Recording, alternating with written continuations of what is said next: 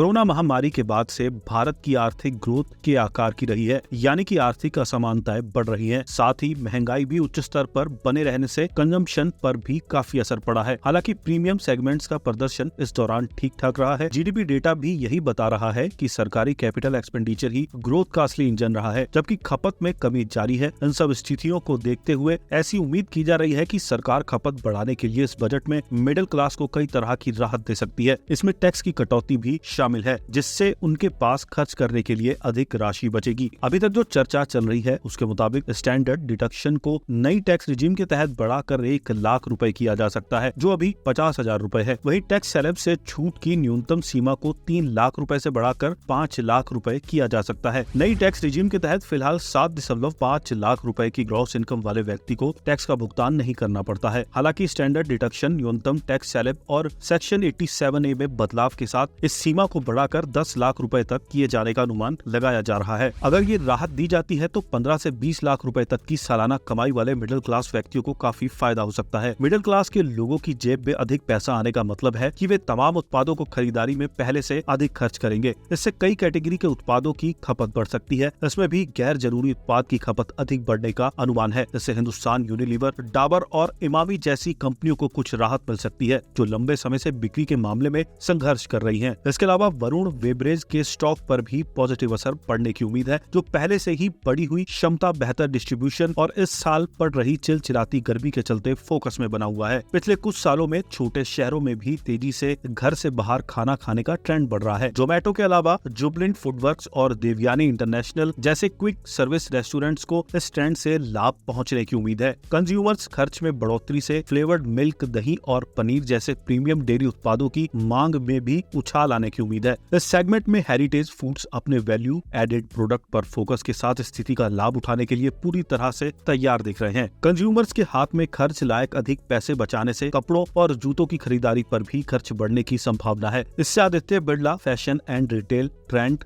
और metro brands जैसी इस सेगमेंट की ऑर्गेनाइज्ड और ब्रांडेड कंपनियों को भी लाभ मिलने की उम्मीद है। बढ़ते शहरीकरण और रिकॉर्ड गर्मी के चलते एयर कंडीशनर की मांग भी तेजी से बढ़ रही है, इसलिए एसी बनाने वाली प्रमुख कंपनी वोल्टास एक बेहतरीन विकल्प हो सकता है। बजट 2024 से 25 में मिडिल क्लास को अगर होम लोन ब्याज पर छूट और टैक्स बेनिफिट जैसे कुछ नए इंसेंटिव मिलते हैं तो रियल एस्टेट से जुड़े पूरे वैल्यू चेन में मांग बढ़ सकती है। इससे डालमिया, भारत हेवल्स इंडिया, कजारिया सेरामिक्स और सेरा सैनिटरी वेयर जैसे होम इम्प्रूवमेंट कंपनियों को फायदा मिलेगा। मिडिल क्लास की आय जैसे जैसे बढ़ेगी, दोपहिया वाहन की मांग भी उतनी ही तेजी से बढ़ोतरी हो सकती है। दोपहिया वाहन भीड़ भाड़ वाले शहरी क्षेत्रों में भी राहत देती है और बेहतर स्थिति व जीवन शैली का प्रतीक है। हीरो मोटोकॉर्प और बजाज ऑटो इस सेगमेंट की प्रमुख लाभार्थी हो सकती है।